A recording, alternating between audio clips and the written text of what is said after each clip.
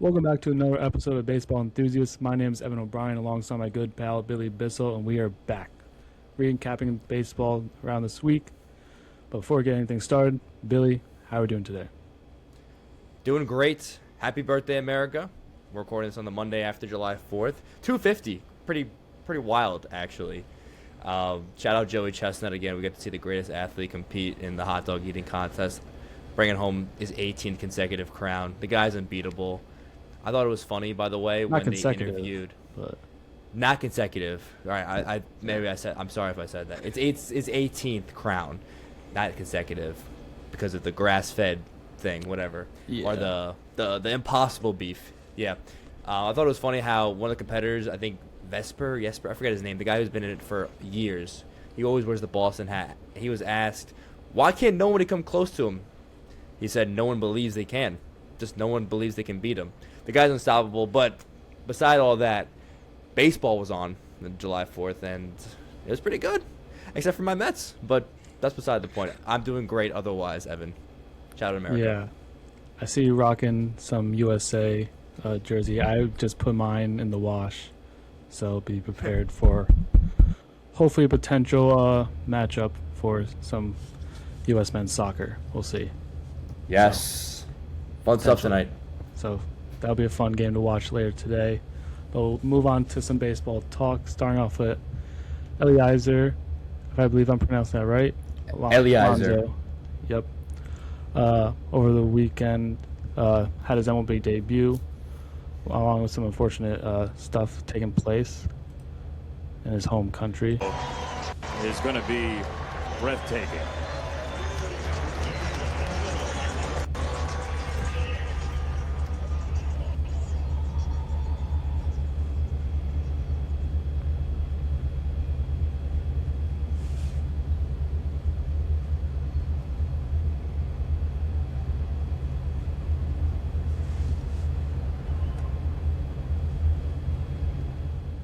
That was him for his debut. News kind of broke out about him and stuff with his family of Venezuela and tragically having passed with the earthquake that happened over the last few days. So, Man, like, what an emotional day. I cannot imagine what he had to be going through to. We know it's baseball, we know it's a game, but it is your job.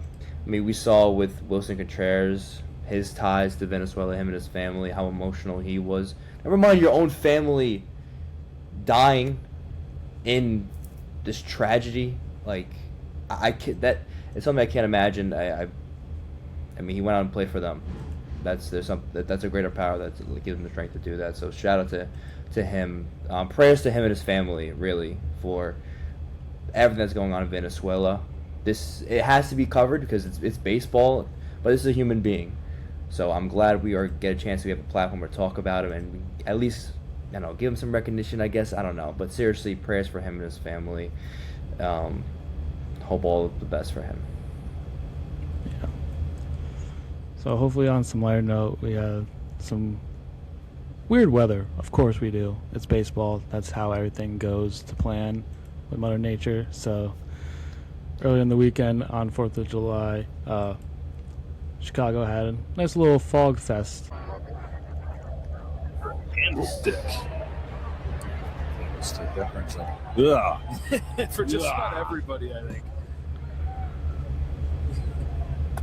Inside on Swanson, our producer, and Stoikov says it was a pitcher's party. Oh, man. I think my numbers there are horrible. Yeah. You could start a game at 72 degrees and quickly get to 45.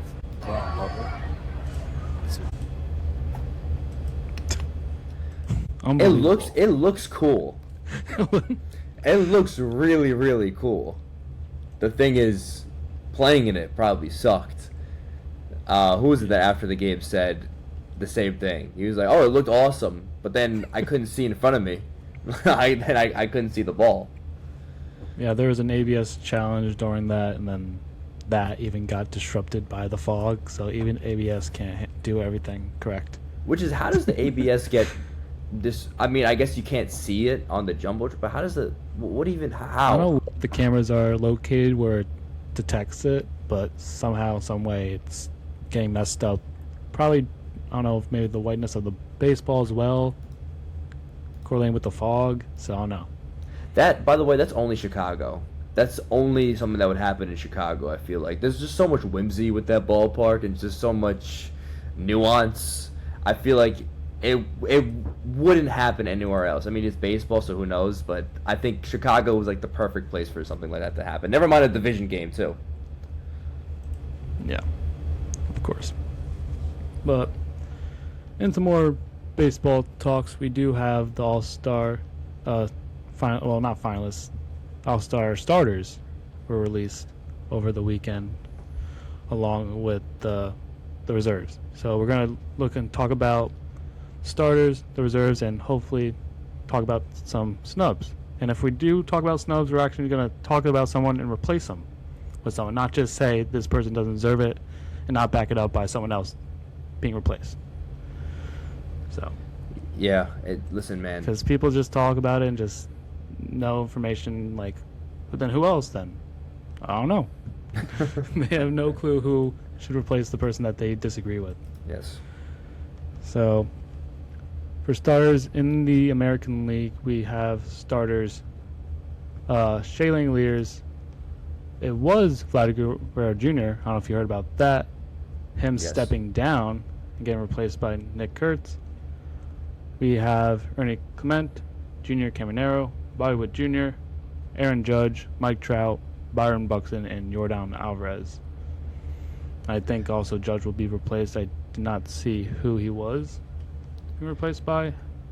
I think didn't it was see that maybe either. Riley Green. Yeah, I'm hoping so. That'd be great. I mean, we've both been beating the drum for Riley Green, one of the few bright spots for the Tigers. Yeah. So, You know what I'm really glad to see, man? I'm so happy that Byron Buxton is a starter. I mean, I knew that, like, it was... I think it was a little up in the air, but he pushed through. Byron Buxton, I mean, he tweaked something, so I think he's okay. He's fine. I remember he was sliding into second base coming off the steal, and then he popped up and he came out for precautionary reasons. It wasn't anything serious. Just stay healthy, man, because he's one of the most electric players in baseball. He swings it so well. I'm really happy he's a starter, and Aaron Judge should get replaced. I thought about it more. As much as even me being, I'm not saying as a Mets fan, just like I want to see players who are actually going to play be the starters, but I do understand voting Aaron Judge in the first place because you got to have him be a starter, make sure he's there, and then he'll just get replaced by someone else, and then it'll just move the line. So I 100% understand it, and I think I'm with it. With everything that happened with the American League and how we were crapping on it, I'm okay with it.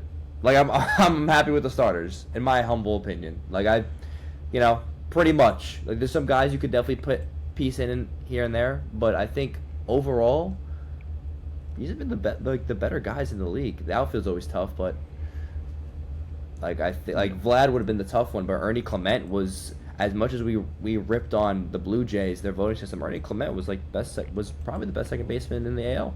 it was him or Zico Duran, but Ernie Clement definitely was the number one guy. Like we said last time, probably didn't deserve to be the number one vote getter in the American League for sure, but was definitely the number one second baseman at that time. For sure. So we're going to simply look at the reserves for the American League right now. Yeah. So going just straight down the list, Byron Baker, Dylan Cease, Roldis Chapman, Jacob Latz, Parker Messick, Drew Rasmussen, Joe Ryan, Cam Schlittler, Kate Smith, Ranger Suarez, Luis Varland, and Michael Walker.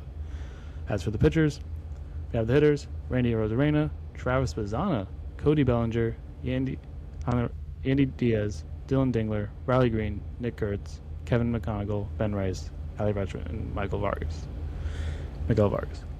So, like I said, Kurtz has already got put in the starting position, so we'll see who later on will get the next reserves, even though the next reserves won't count as an all-star appearance, but they'll still show out and help fill that roster up.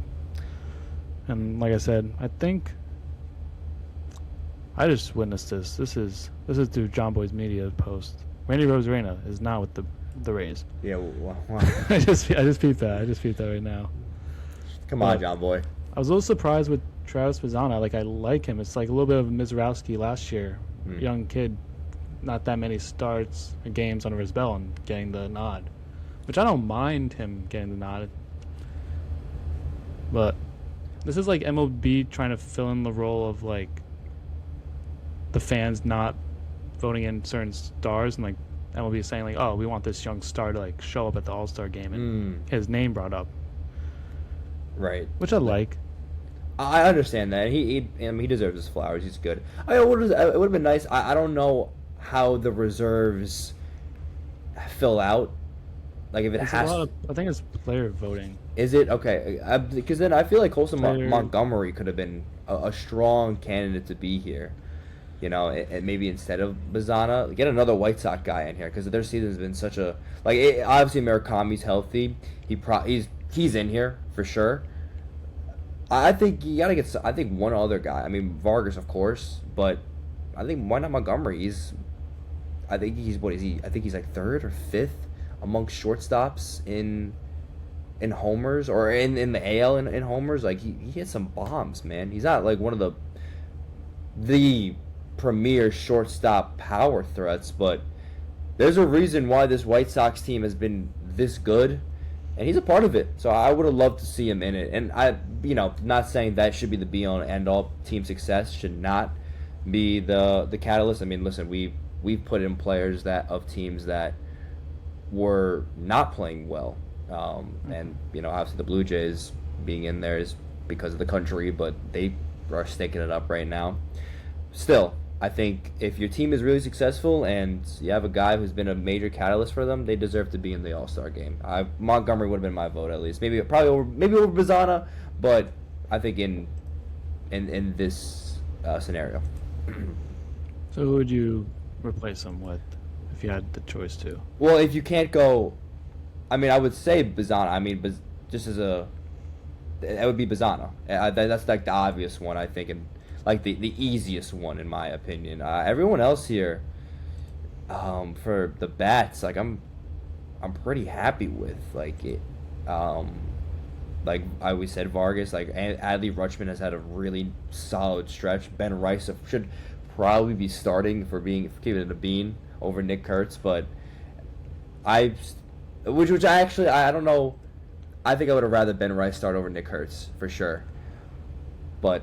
Yeah, Bazana would be my one option, just to keep it quick.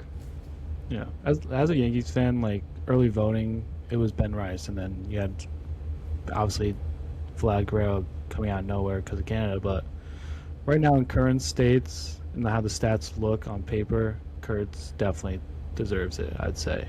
But early on this season, I thought it was a clear Ben Rice starter from the beginning, but that's kind of sucks. The whole Yankees team right now has been struggling. The bats have gotten so cold, and Ben Rice is part of it. He's gotten a lot colder. Bellinger, we thought for sure could have been a starter. I mean, that was our early voting, right? But he's also slumped a little bit recently. The whole team it's been kind of tough. Yeah, and if the people that are injured getting replaced and stuff like that, I might, if for outfield, if Aaron Judge obviously not going to be there, and some of the reserves gets put up, which I believe is going to be a Riley Green. If so, it's not confirmed. I also think Jack Caglione could make an appearance for placing an outfielder out there. If so, I think if Mike Trout might be healthy return for the All-Star game, he might also not be there as well. So, So that opens up at least two spots for Jack to come through. So I think maybe a Jack Caglione can make it. Maybe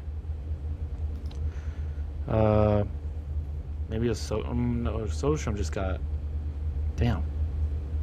A lot of injuries and stuff. I think I like the Jack Caglione pick. Maybe you'd put like a Luke Raley or someone for the Red Sox, Willie or Jarren Duran, just something. I wouldn't put Or Cedric Mullins. He's been hot recently. Yeah, Mullins has been pretty, but overall his numbers aren't good. Yeah, like I wouldn't tough. put him in there. AL's been bad, so it's very tough to nitpick this. Right. It's such a weak league right now. You know what? It was getting real spooky with the amount of Blue Jays players we saw at the beginning. I'm very happy with the list we are seeing right now. I am just glad that, oh my gosh, I just lost his name. The shortstop for the Blue Jays, Andres Jimenez, Yeah. is not in here. That's all I'm happy about. Yeah, I think it is 4 Blue Jays that made it, but technically kind of 3 now that Vlad's not there, but 4 were, I guess, voted and selected. Yeah. Okay. But it's 3 now, I guess. if you don't It's count 3. Vlad. Yeah. Right. So- So it's fine. It's fine. Everything evened out. Yes. Exactly. Yeah. Baseball did the baseball thing. Anything else? I think. I mean, I know there's good catchers out there, but obviously Yeah. you can't have that many catchers. no, I wouldn't think so too. I mean, listen. I think we could just talk about like how good of a season Shea Langoliers is having. I mean, shout out to the A's for. I mean, it's such a weird division. It's so up and down. No one has come out to be the front runner yet. But I think just Shea Langoliers being in here too is just it's just really sweet because he's just such a bopper. I love seeing just like he just has the look of the stereotypical catcher who just hits bombs, like short, low center of gravity guy. Sorry, don't take that as disrespect. The guy who just hits tanks. That's so cool to see. I don't know, and I love his swing. He's such a sweet swing. So just to talk about Shea Langoliers real quick, one of my favorite players. So we're gonna move on to the National League now. The stars that they posted for the All-Star game: Drake Baldwin, Freddie Freeman, Ozzie Albies, Max Muncy, C.J. Abrams, Juan Soto, Andy Paez, Brendan Marsh, and Shohei Ohtani. Not Man. bad for the voting. Not I'd bad. say 1 or 2 people could have got overstarted, but other than that, it was pretty hands down. You knew who was going to be there once they released the finalists amongst the National League. I know who we're both thinking that we wish was in the All-Star game. I think we could probably say it on 3. Replacing someone? Yeah, if The we starters? or it Someone, replacing our starters or who are the other reserves for the NL? I got you. Let me see. Okay, no, he's in here. Okay, Jordan Walker's in there. Okay. Yeah, no, I'm just happy Jordan Walker's a reserve. I think we both were just banging the drum to make sure that he's in there. No. But, like, when we look at the starters, Yeah. I think a Freddie Freeman could have got... Olsen should have replaced him at least for the first base position for starters. And I think it was Andy Paez, which Andy Paez isn't... Wait, no. Yeah, Andy Paez. Yeah, pause. Like, he definitely started off great, but I think there's a few people that overtook him during when he got closer with the stats and stuff. Even though he did great. He has 50 plus RBIs, which is insane. So like, well deserved on that. But I think once it got closer, I think maybe Michael Harris could have at least one-upped him at least when the finalists appeared. Michael Harris, I think, that's a very good shout. Like you either advance Jordan Walker into the starting spot, or Yeah. like, and then you put Paz as a reserve. It's close, or you leave him off completely. I don't think you can leave him off. I don't think you would leave him off. I think it's either Jordan Walker's not in or Michael Harris is in. Yeah, Unless let's see. fortunately we're in the finalists, but yeah. Right. For the pitchers, we have a loaded Ugh. pitching staff. Chase Burns, Yohan Duran, Mauricio Iglesias, Max Meyer, Mason Miller, Jacob Mizorowski, Eduardo Rodriguez, Chris Sale, Christopher Sanchez, Paul Skeens, Logan Webb, and Yoshinobu Yamamoto.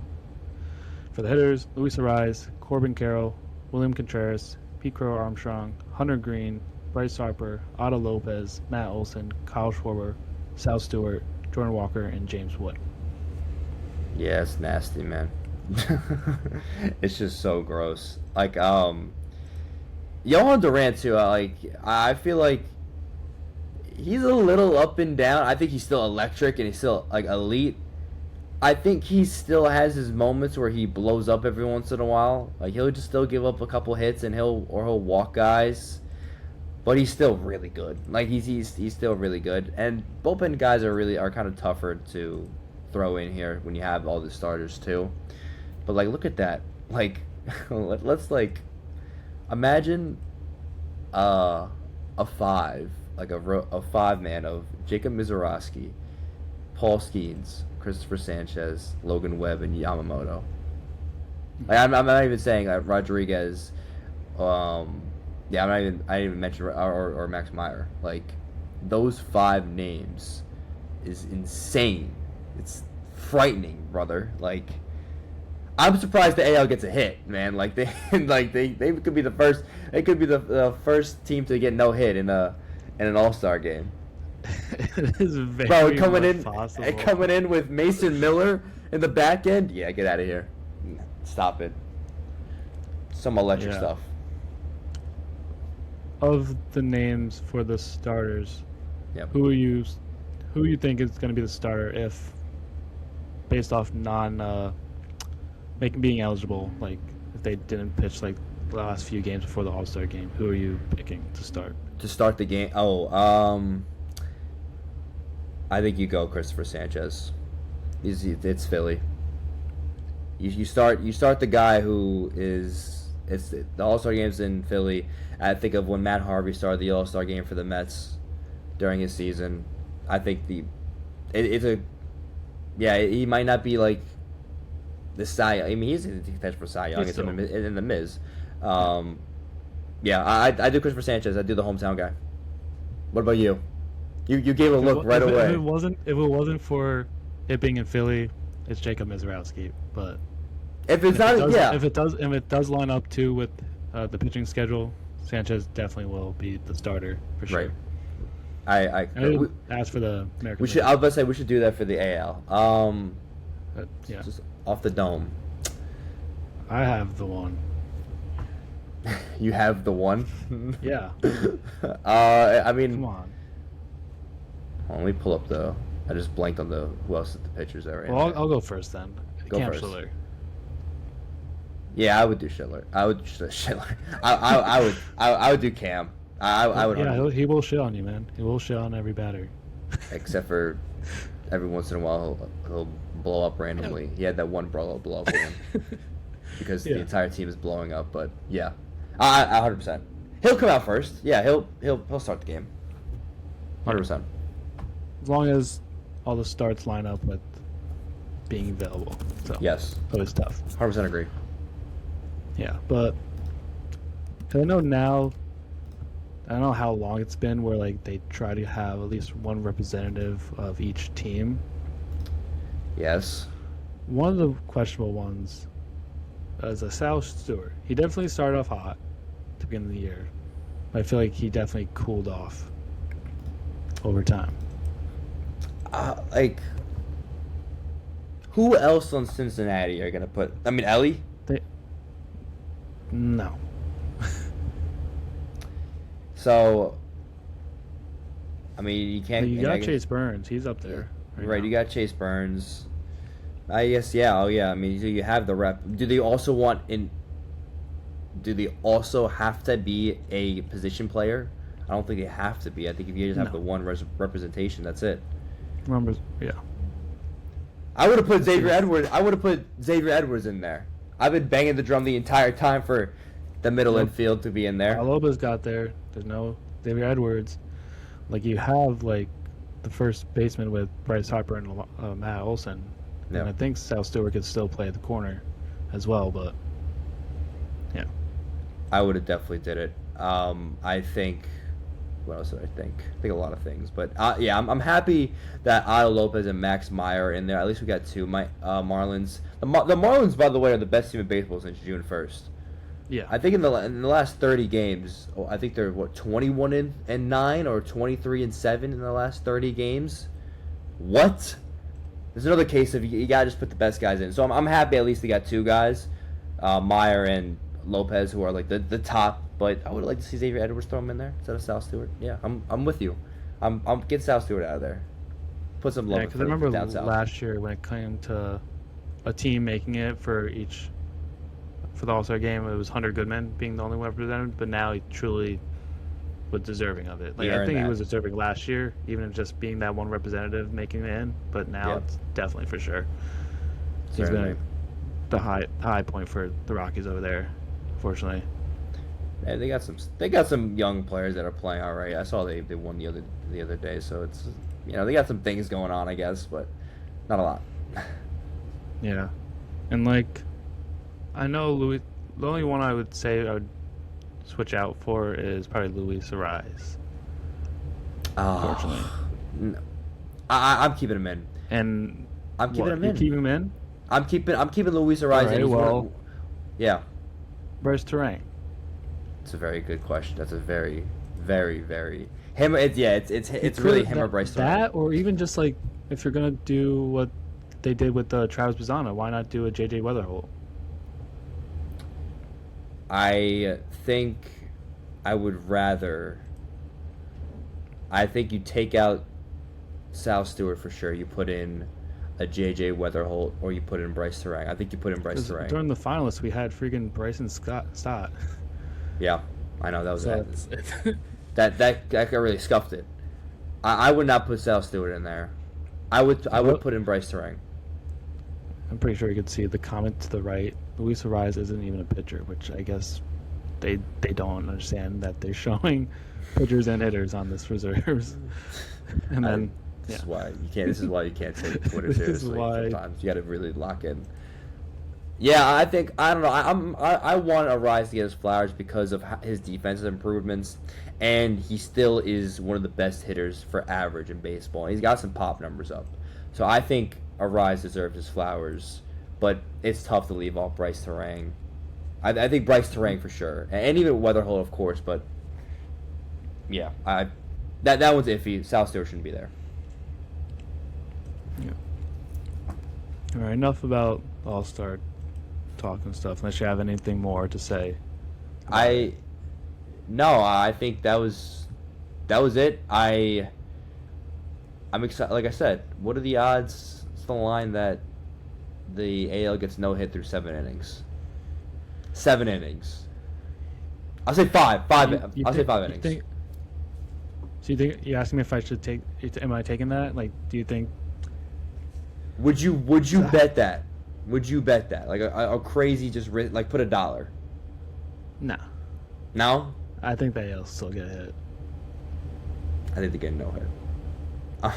I don't know when. I don't know. I'm gonna look that up. What's the longest an All-Star team has gone in the All-Star game without a hit, or even a base runner? Like, how long has a team gone a perfect game? Yeah. So That's all I gotta add, I guess yes. before we move on further, who do you think is going to win, and if so, potential All-Star Game MVPs for both sides? Now, here's the thing. I almost want to say the AL just because the NL is so stacked, but I'm gonna go with the NL is gonna win. We're in Philly, like they're in Philly. Yeah. I think they have some of the Philly aura with them. I don't know. This is more digging now, more questions I have to look up and answer. Is what is the record of the team that's associated with the stadium that the All-Star game is played in? Oh. You know what I mean? Like, if it's an AL ballpark, does that help? I feel like no, but anyway, I feel like now that there's some good representation, I feel like it would help a I little wish bit we more. had Hembo on here. Yeah, right. Yeah. Where's our Hembo? I think I'm gonna say National League wins and MVP. I'm gonna go. I feel like I just love Yordan Alvarez, so I feel like Yordan would just randomly rake for the AL, but obviously they wouldn't win MVP if he's on a losing team. I'm going with CJ Abrams. CJ Abrams is gonna hit a dong, and he's gonna go 3 for 3 with a homer and 2 singles, and he'll have 4 RBIs. That's my. Nice. I'm writing it down right now, actually. All right. Okay. CJ Abrams 3 for 3, a home run, 4 RBIs. What about you? What's your thoughts? So obviously I'm going to be rooting for the American League, but I think the NL will win this one. If they don't, then damn. But I'm going to go with. I have two choices. I have potential MVPs, but between either it's going to be from the reserves. It's going to be from the reserves, Okay. not the starters.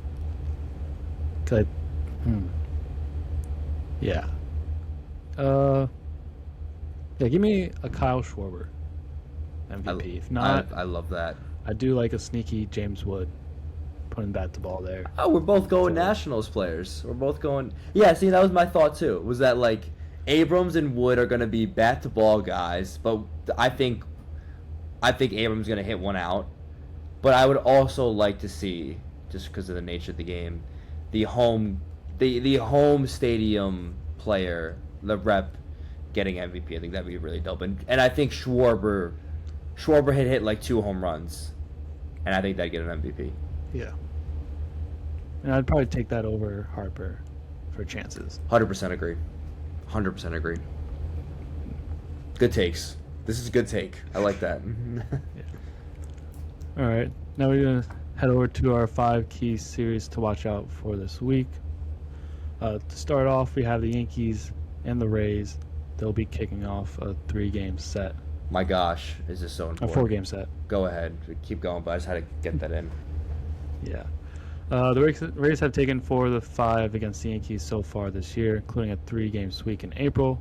All 5 games have been decided by 1 or 2 runs. The Yankees were just 1.5 games back of the Rays' lead in the AL East when the superstar Aaron Judge went on the IL on June 5th with an injury. And 1 month later, the Bronx Bombers find themselves 4 games back and the losers of 9 of their last 10 was sputtering offense. And one of the key players to watch out for starting for the All-Star game is Junior Caminero. This is so important for the Yankees to get back on the horse. The Yankees have to win 3 out of. You got to win the series. I mean, splitting is fine. Splitting actually isn't the end of the world. Thank gosh, it's a 4-game set. But it's a new month. It's July. This is a big skid for the Yankees. I know we always talk about the June and July woes, but Mike, let's lock it in right now. This is against now the division leader, now the best team in the AL. These are 2 giants, and last time it was a split that they played because the 3rd game got rained out in at Yankee Stadium, if I remember correctly. Mm-hmm. And listen, this is right. They won't square off until the second to last series of the series. That's a great point you put in there. This is all important, man. This stuff. I know it's. I mean, it's July, so I can't even say that now. Almost the All-Star break. You got to win these series. You have to win these series. You have to show what you're made of. yeah. And Junior Caminero, he's been one of the hottest bats of all baseball so far. Just had his 23rd birthday this Sunday, but he has 11 home runs in the past 12 games. He became the first player to ever reach that mark since Kyle Schwarber did in 2021, and Caminero has yet to homer against the Yankees this season. Perhaps that changes this week. My gosh. Which I would not like. Oh yeah, you need to get cold real quick. Hey, you got your guys going. Cam and Cole are both going for this series, right? They should be going, I think. I've not looked at the matchup. I think they're both going, set to go. So there you go. There's your 1-2. Yeah. Another divisional matchup, we have the Brewers and the Cardinals. They have a 5-game set. I believe they're making up a game. If so, yeah. But after splitting 2 games at Busch Stadium in early May, the Brewers swept all 3 matchups at home from May 25th to the 27th.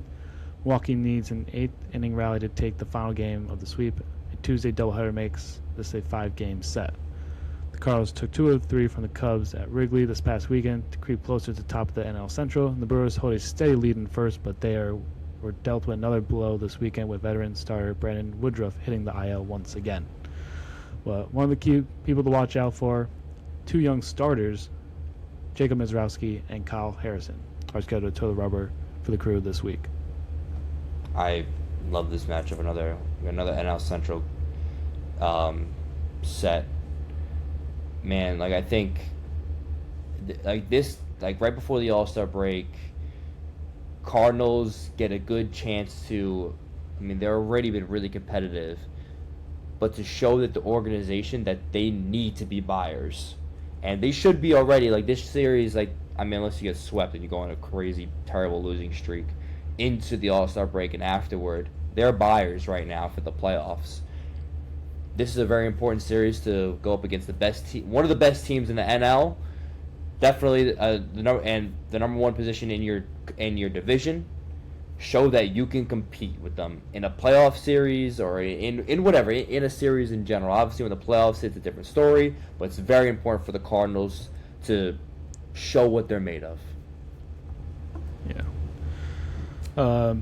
Both Mizorowski we're both coming. And Kyle Harrison were coming off some rare poor performances, but hopefully they could bounce back. Because Mizorowski was allowed 5 runs, 1 earned in 5 innings, including 2 home runs. And although he did strike out 10, but Kyle Harrison lasted 2 2/3 innings on Friday, allowing 3 runs. And so, yeah, man, we know what these guys are capable. Teams. Yeah, big needs. We know what they're capable of. They'll get back on the horse. This is division stuff right here. All these games matter. It doesn't matter what point of the year we're in. Yeah. As for our next one, we have some interleague play between the Mariners and Marlins. 3 games set, starting Tuesday. This will be the first and only interleague meeting between the duo in 2026. The Mariners took 2 of 3 at T-Mobile Park last year. The Mariners set a historic mark in June, going 20-9. The Miami Marlins. They also show no signs of slowing down in July with a huge offensive showing to sweep the Athletics over the weekend. The Mariners, with star Julio Rodriguez on the IL, hold to a slim lead at the AL West. They'd like to see Cal Raleigh and Josh Naylor return to form, but All-Star Randy Rosarina has helped the offense tremendously. And the key person to watch out for would be, down in Florida, in Miami, the catcher/first baseman, Liam Hicks. The Battle of the Fish. I love this. This is a really good matchup. This is really fun. I want to see if the Marlins keep rolling.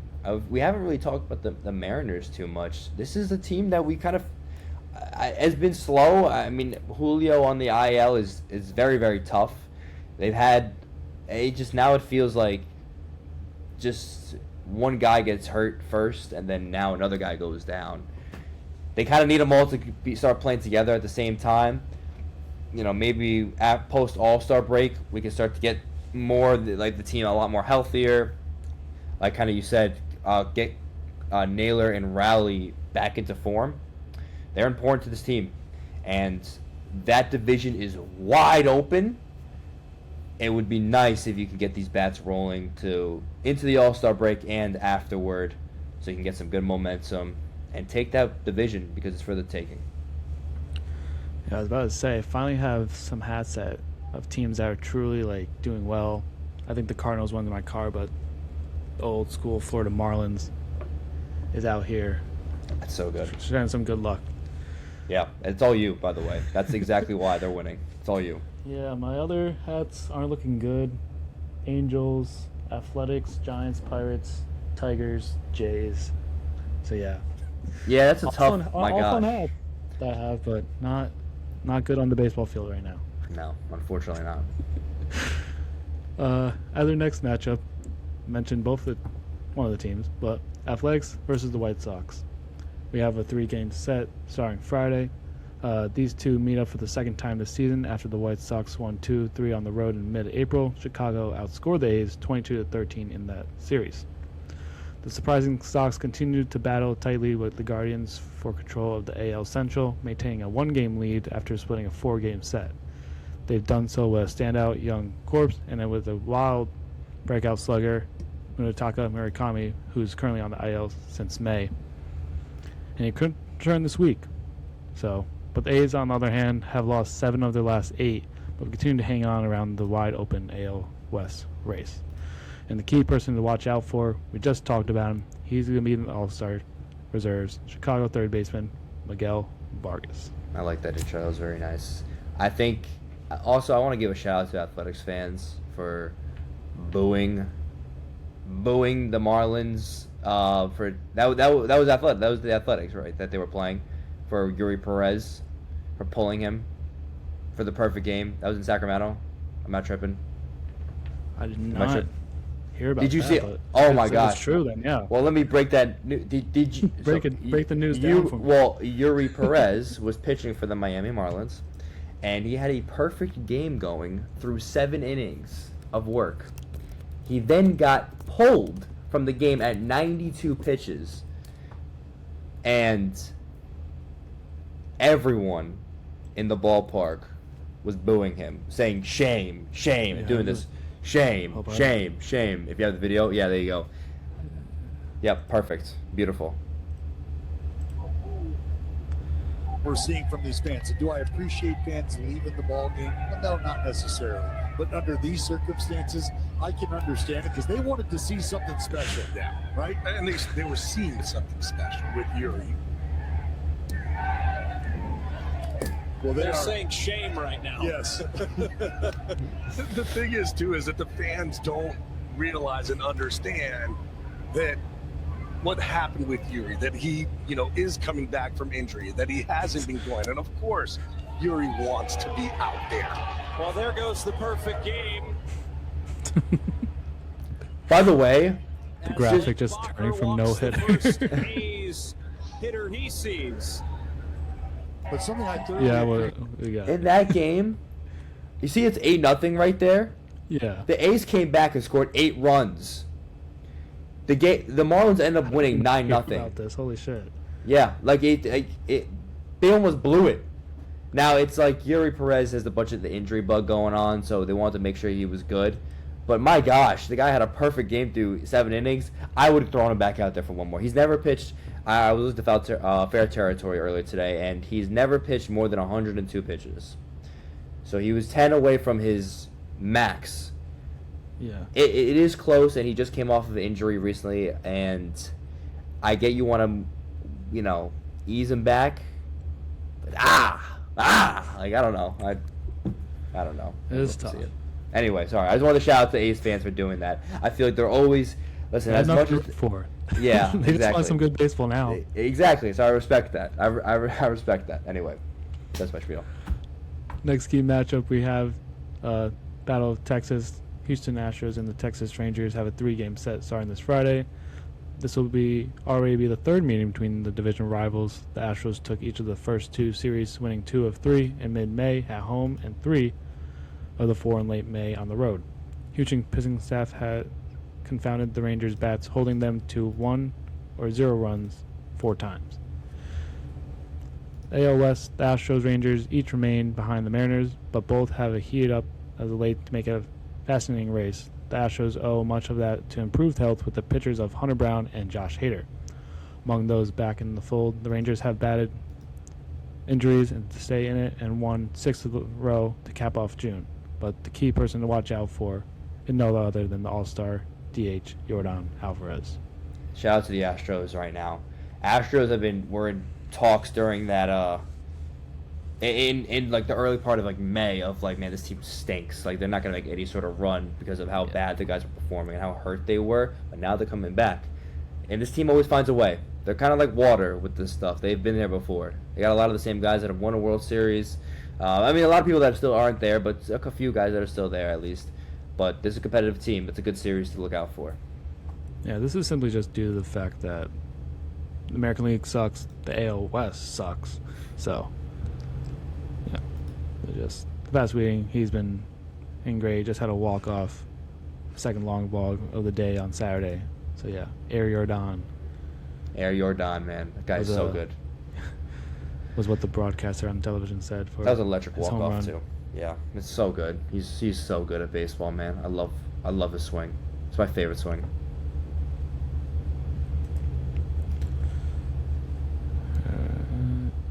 And moving on, we're just going to wrap up a little bit with the weekly players of the week for both the American League and the National League. I'll start off with the American League guy we just said, Yordan Alvarez. He batted .435 on base of a .462, slugged at .957 with 4 home runs, scored 4, 11 driven in, and 2 walks during the week. So he won't be hitting in the home run derby. He'll be at the All-Star game, and he's finishing off very strong, 10.5. So incredible stuff over there. for my hitter of the week, I'm going to go with Dansby Swanson. And before we started recording, I had a puzzled look on my face because I'm like, Dansby Swanson, what? He did something good? And it wasn't against the Mets? It wasn't. Believe it or not, he had a 3-home-run game, actually, last week. And he actually had 5 home runs in a series against the Padres, so they continue to pile it on against them. I remember he sent me a graph. I think I saw a graphic in a group chat about how bad the Padres have been recently. They've been atrocious, man. They've completely fallen off the wagon, and you just almost wait for them to get back, but they just haven't. Anyway, Dansby Swanson. In 22 plate appearances, 5 homers, 11 ribbies, 8 runs as well, and as I mentioned, that 3-home-run game. So Dansby Swanson swinging a pretty good bat last week. And my starter of the pitching of the week is I'm going to go with Yuri Perez, who had the perfect game going in through 7 innings. I know there might have been some better names out there, but I got to give Yuri Perez his flowers here. The guy looks actually absolutely electric on the best team in baseball, like I've said before. He's great. He's 6'8". I didn't mean to rhyme there. I have nothing else to say about that. No worries, no worries.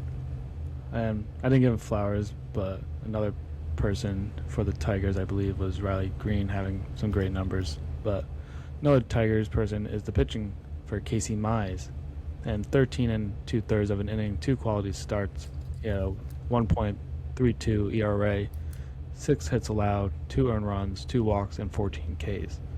So a little bit of life over there with the Tigers, but they need to start picking it up. Hopefully catch the White Sox and the Guardians, which are still reasonable reach. So yeah, hopefully that can be attainable.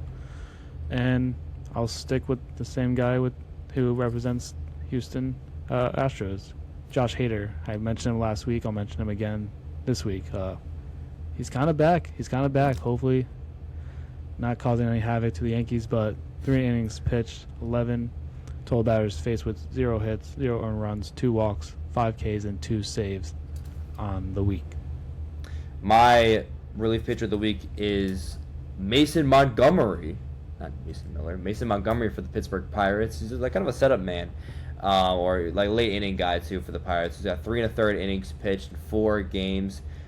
He started the side in a couple of the games one of the games that he pitched in. He's punched a lot of tickets. He had over 18.9 strikeouts per 9 innings, which is a little tough when you're not pitching a lot of innings. But still, when he comes in, he gets a lot of punchies, and he's a very good pitcher. He's reliable for them. I mean, like the Pirates pitching has been atrocious this year. It's just a lot of inconsistent play.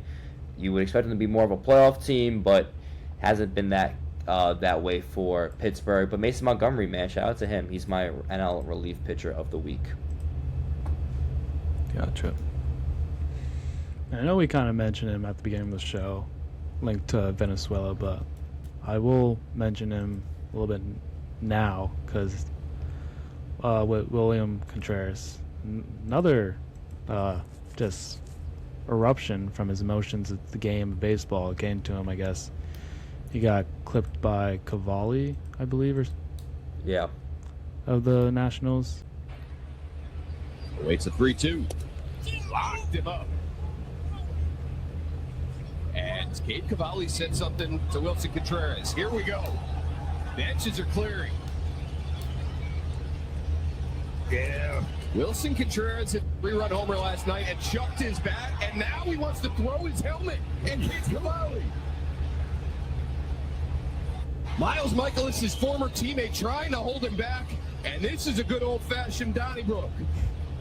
He just smoked Chaparro in the head with his helmet.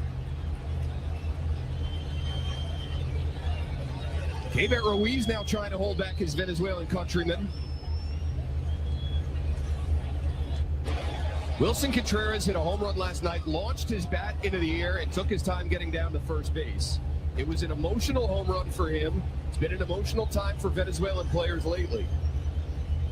And you wonder whether some of that carried over here. Yep. So, like, I know Wilson Contreras is an emotional guy. We've seen it with the Brewers, getting, like, pretty much hit by pitches between, like, the Cubs and Cardinals for years and years, just stuff like that. And then, because prior to that, there was kind of a situation where, like, Wilson was out, running back towards the dugout, kind of clipped a little bit of a Cavalli on the way back, but also turned around and said, "My bad," and stuff like that. I don't know if that had anything to do with that, because then Cavalli might have said, like, sit down, boy, at the end of it. We're not sure if that was truly him, but obviously Contreras reacted to that after the strikeout with hearing some words being said.